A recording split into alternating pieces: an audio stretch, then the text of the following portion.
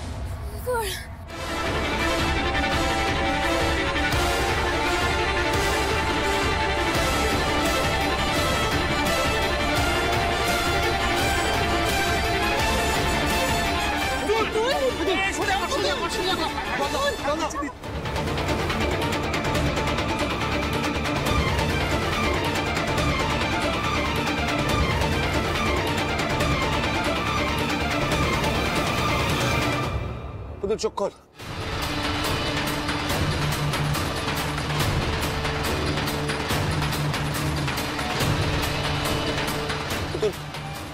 তুই ঠিক আছিস তো? আমি ঠিক আছি ময়ূকদা। হিরু কাকা শরবত দিয়ে এসো তাড়াতাড়ি।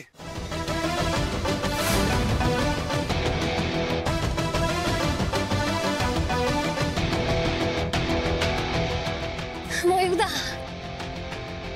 ময়ূকদা আমরা জিতে গেছি ময়ূকদা। তোমার আর দিদির বিয়ে এবার কেউ আটকাতে পারবে না। ওই সিদ্ধেশ্বর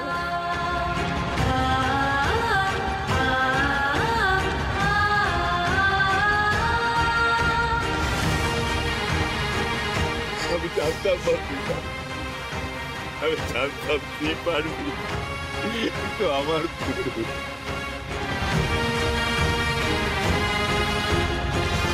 আজ তুই আবার এই বাড়িতে অসম্মানের হাত থেকে বাঁচাবি।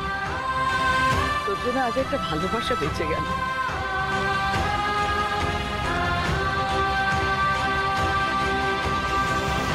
মারে আমি তোর কাছে কৃতজ্ঞ রে পুতুল। আজকে আবার তোর জন্য আমার ছেলেটা বেঁচে গেল। মিতুল, তোমার এই ছোট্ট বোনটা আজকে তোমাকে কত বড় বিপদের হাত থেকে বাঁচালো বলো তো।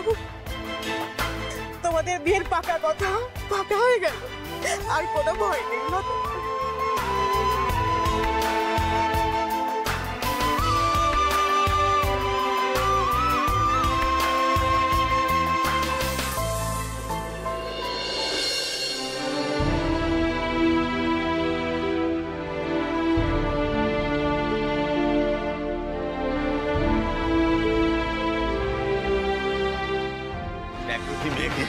হাতির মতো তাগড়া তাগড়া চেহারা নিয়েও হারাতে পারলি না।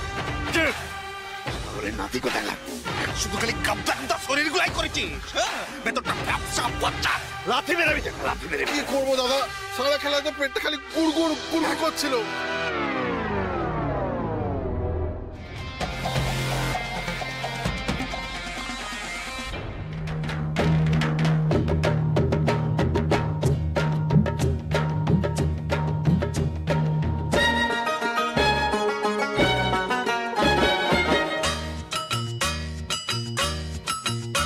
ওরে পাকা চুল কালো করে কলপ যে ওই মাখে, নোংরা গায়ের গন্ধ যে ওই আতর ঘষে ঢাকে। খেয়ে যে লাথি ল্যাং ভেঙে ওই গেল ঠ্যাং, খেয়ে যে লাথি ল্যাং ভেঙে ওই গেল ঠ্যাং। ভাঙলো মাথায় তোমার বেল ও চাঁদুরে, দেখলে কেমন তুমি খেল ও জাদুরে, দেখলে কেমন তুমি খেল, দেখলে কেমন তুমি খেল ও জাদুরে, দেখলে কেমন তুমি খেল। যে লাথি ল্যাং ভেঙে ওই গেল ঠ্যাং, যে লাথি ল্যাং ভেঙে ওই গেল ঠ্যাং। ভাঙলো মাথায় তোমার বেল ও জাদু, দেখলে কেমন তুমি খেল। হিসেব আমি নেব রে পুতুল, মার কাটারি হিসেব নেব। দেখলে কেমন তুমি শেষমেশ কি তাহলে ময়ূককে বিয়ে করে সারা জীবন আমি এই গ্রামে পড়ে থাকবো? অসম্ভব। আমার সব স্বপ্ন এভাবে ভেঙে যাবে। এই হদ্দ গ্রামে আমি কিছুতেই পড়ে থাকবো না।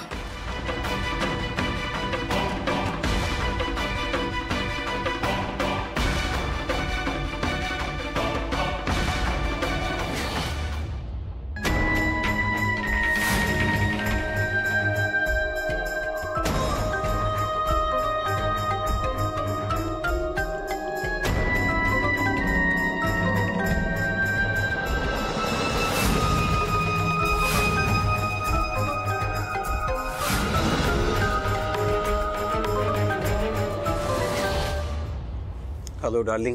আমার তোমার সঙ্গে খুব দরকার আছে মৈনাক, আমি তোমার সঙ্গে দেখা করতে চাই। দেখা করবো তো। করবো না, এক্ষুনি দেখা করো। হাতে সময় নেই মৈনাক, আমার তোমার সঙ্গে খুব ইম্পর্টেন্ট দরকার। আরে বাবা, আমারও তো তোমার সঙ্গে অনেক কথা আছে। ইনফ্যাক্ট আমি তো ভাবছিলামই যে তোমাকে একটা ফোন করি। হয়তো দেখো এটাকেই টেলিপ্যাথি বলে, তাই তো? আচ্ছা শোনো না, তাহলে একটা কাজ করি, মানে বলছিলাম যে আমি তোমার বাড়িতে আসি। এখানে মৈনাক এলে আমি তো ধরা পড়ে যাব। ও জেনে যাবে আমি কোন গ্রামে থাকি, আমার বাড়ি কোথায়, জেনে যাবে আমরা কত গরিব। কি হলো, তুমি চুপ করে আছো কেন? মানে আমি বলছিলাম যে আমি তোমার বাড়িতে আসি তাহলে। না না না, তুমি এসো না, আমি তোমার সঙ্গে দেখা করছি। তুমি তোমার অ্যাড্রেসটা আমাকে পাঠিয়ে দাও। আচ্ছা ঠিক আছে, আমি তোমাকে লোকেশন পাঠিয়ে দিচ্ছি, তুমি চলে এসো কিন্তু। হ্যাঁ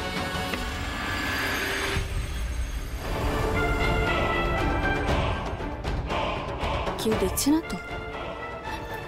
কেউ দেখছে না, এই সুযোগে যাই।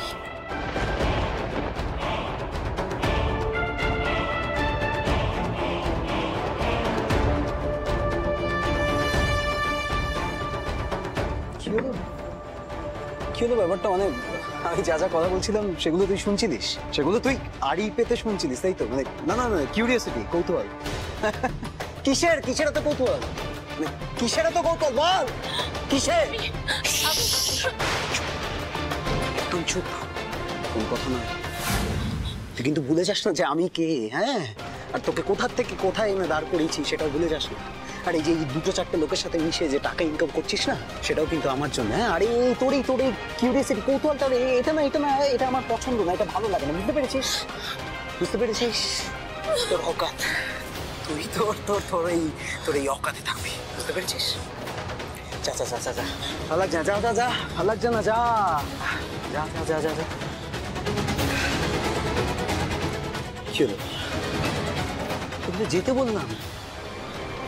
আরে যা।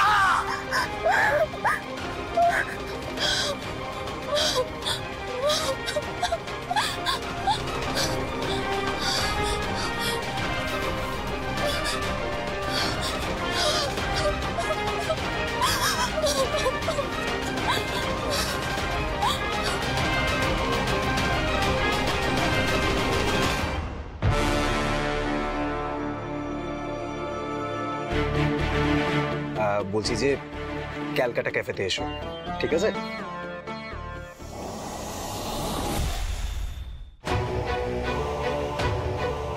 কেন, মিতুল কোথায় গেল? কি ব্যাপার হবু যাই বাবু, দিদিকে খুঁজছো? হ্যাঁ বলছি, কোথায় কোথায় গেল বলতো?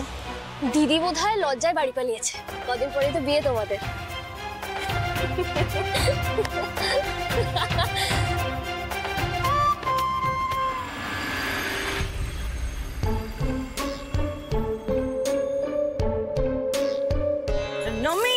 এক একটা সব চিংড়ের দল কাজ যদি ঠিক করে করতে পারে। আমি ভাবতে পারছি না, আমার ওদের কথা ভাবলে মাথাটা গরম হয়ে যাচ্ছে। খালি মার্কেটারি মার্কেটারি, কোথায় কোথায় মার্কেটারি মার্কেটারি মার্কেটারি।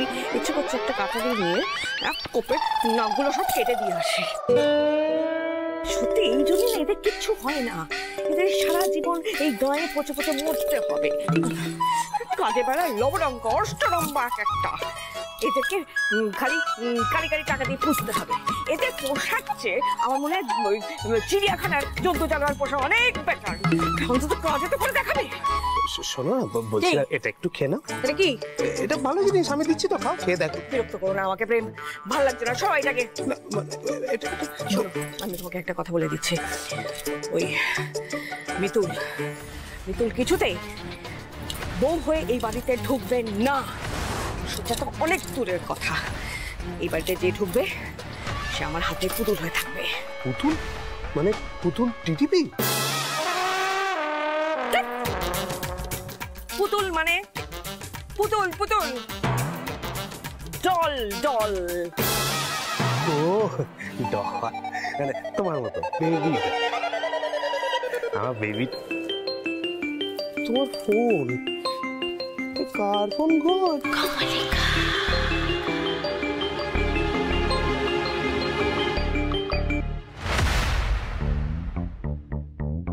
কি হয়েছে? আবার নতুন কি? কত লাগবে? হ্যাঁ হ্যাঁ হ্যাঁ বুঝতে পেরেছি, এখনই লাগবে তো পাঠাচ্ছি।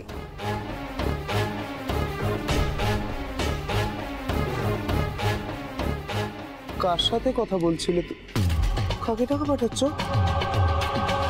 যেখানে টাকা পাঠালে টাকা চোট যাবে না সেখানে। বুঝলাম মানে? মাংসু, আমার তো আর একটা পোষ্য নেই, আমাকে গোটা চিড়িয়াখানা ম্যানেজ করে রাখতে হয়। একজন ফেল করলে আরেকজন পাস করবে, কাজে সবাইকে তো বসে বসে রাখতে হবে না। শুনুন, হে কৃষ্ণ করুণা সিন্ধু দীন বন্ধু জগৎপতে গোপেশু গোপিকা কান্ত রাধা কান্ত নমস্তুতে। রাধা গোবিন্দ যেখানে সহায় সেখানে এবাড়ির লক্ষ্মীকে ছিনিয়ে নিয়ে যাবে কার সাথে? আমি জানতাম জয় আমাদেরই হবে। জয় রাধা গোবিন্দ, জয় রাধা গোবিন্দ, জয়।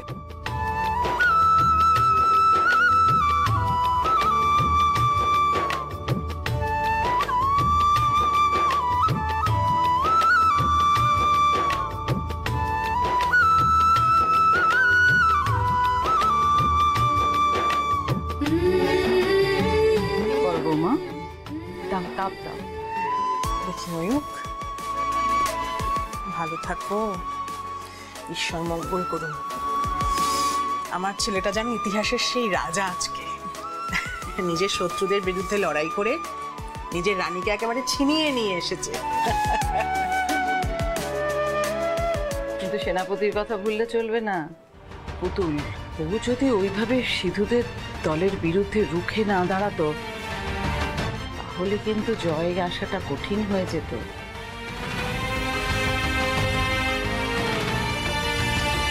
সত্যি মা, মনে হচ্ছিল আমাদের মোগল বনের মাঠে একেবারে ঝাঁসির রানীকে দেখছি। বাপরে বাপ, কি শক্তি! ওই শয়তানগুলো যখন ওকে ঘিরে ফেলেছিল না, আমি যে কি ভয় পেয়ে গেছিলাম, খুব ভয় পেয়ে গেছিলাম। ঠাকুর বাঁচিয়েছে বাবা। আমিও খুব ভয় পেয়ে গেছিলাম। যদি পুতুল শেষ শক্তি দিয়ে মাটি কামড়ে পড়ে না থাকতো তাহলে হয়তো আমরা জিততেই পারতাম না। আমার টেনশন হচ্ছিল ঠিকই, কিন্তু ওর প্রতি আমার বিশ্বাসও ছিল যে ও সব পরীক্ষায় ফেল করলো, এই পরীক্ষায় পাশ করবেই, কারণ ও নিজের দিদিকে খুব ভালোবাসে। হয়তো আমার থেকেও।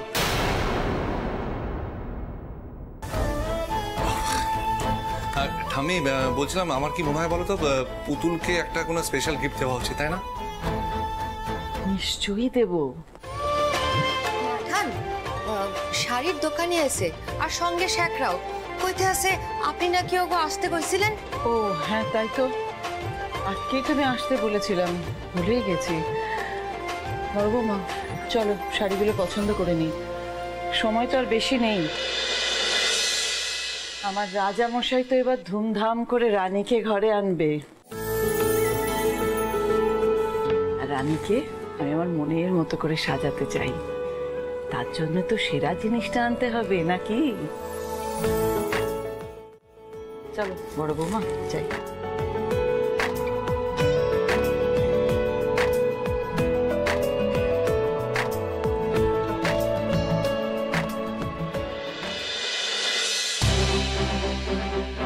আচ্ছা দিদি তো সেই কখন মাঠ থেকে ফিরেছে, এখনো বাড়ি ফিরলো না, মানে গেল কোথায়? ও বিকেল হতে চললো, এখন কোথায় খুঁজতে যাবো আমি দিদিকে বলো তো? স্বপন, আমার না আমার দুশ্চিন্তায় কিরকম হাত পা কাঁপছে রে, মনের মধ্যে কিরকম যেন কু ডাকছে। মা দেখো, দুশ্চিন্তা আমারও হচ্ছে, তুমি আর দয়া করে মনকে দিয়ে কু ডাকিও না, আমার মেয়ের কিচ্ছু হবে না। তুই তো বলেই খালাস, কিছু হবে না বললে কি কিছু হওয়া আটকানো যায়? দিন দুপুরে মেয়েটা কোথায় চলে গেল? বাড়িতে একটাই ফোন, সেটাও দিদির কাছে। বাড়িতে যদি আমাদের কাছে একটা ফোন থাকতো না, তাহলে খোঁজ নিয়ে যেতে পারতাম। এই পুতুল, তুই তখন থেকে এখানে হাঁটাহাঁটি করে যাচ্ছিস, একটু যা না বড় বাড়ি থেকে একটু খোঁজ নিয়ে আয় না। মিতুল হয়তো ওখানে গেছে। বড় বাড়িতে যাবে ও? হ্যাঁ যেতেই পারে, ও হয়তো ময়ূকের সাথে কোথাও একটু বেরিয়েছে। যা না পুতুল, যা না তাড়াতাড়ি। সে তো যেতেই পারি মা, কিন্তু ওই বাড়ির ছোট মা যে আমাকে বাড়ির চৌকাঠ মারাতেও বারণ করেছে। আমাকে দেখলেই আবার তেলে বেগুনে জ্বলে উঠবে। আরে পুতুল, তুই কি কোনো কথা শুনতে পাচ্ছিস নাকি? যা না একবার, যা। যাবো মানে, আচ্ছা যাই। যাওয়াটা কি ঠিক হবে? কিন্তু না গিয়েও যাওয়ার কোনো উপায় নেই। ওই সিদ্ধেশ্বর দিদির উপর হামলা করবে না তো? করতেই পারে। হেরে যাওয়াটাও সহজে মেনে নিতে পারবে না। তাড়াতাড়ি খোঁজ বের করতে হবে।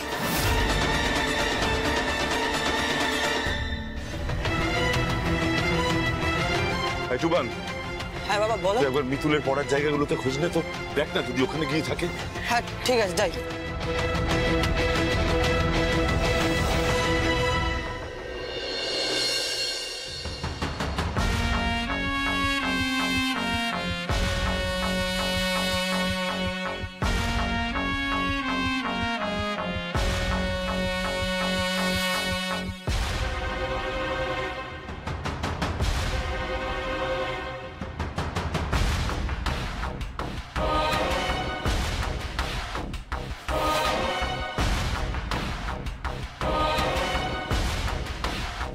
Hello ma'am.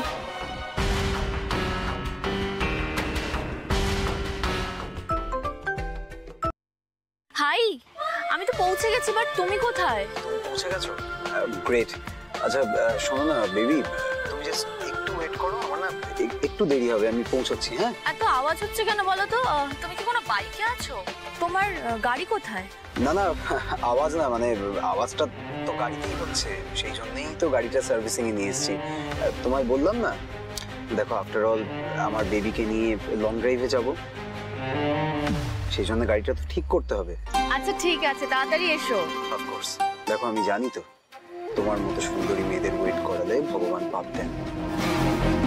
আচ্ছা শোনো না, বলছি যে ওখানে তো আমাদের জন্য একটা টেবিল বুক করাই আছে, প্লিজ কিছু একটা অর্ডার করে নাও। আর একটা কথা, সেটা হচ্ছে যে তুমি যাতে ওখানে বসে বোর না হও, তার জন্য আমি একজন ভায়োলিন প্লেয়ারকে পাঠিয়েছি।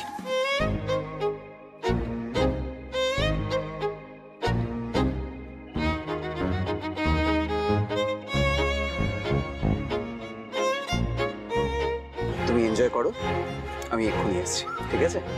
আচ্ছা থ্যাংক ইউ, তুমি আগে তাড়াতাড়ি এসো প্লিজ। শিওর, আমি এক্ষুনি এসেছি। দাদা একটু টেনে চালান না।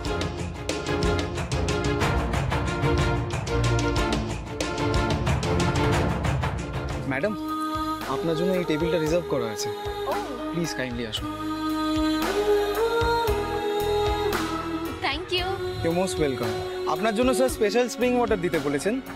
এই স্প্রিং ওয়াটারটা শুধু আমাদের স্পেশাল কাস্টমারদেরকেই সার্ভ করা হয়। আমি এখনই পাঠিয়ে দিচ্ছি। Thank you.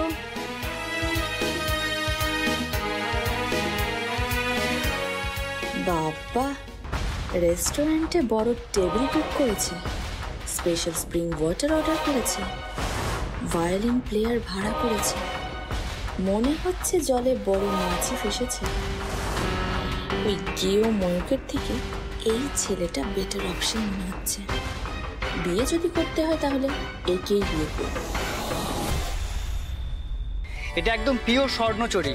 কাজটা দেখুন মাঠা, এই শাড়ি রাজবাড়ির বৌমারা পরবে না তো কে পরবে বলেন তো? দেখুন মা, ওই শাড়িটার সাথে এই হারটা মিতুলকে কি সুন্দর লাগবে না? একদম রাজরানীর মতো লাগবে।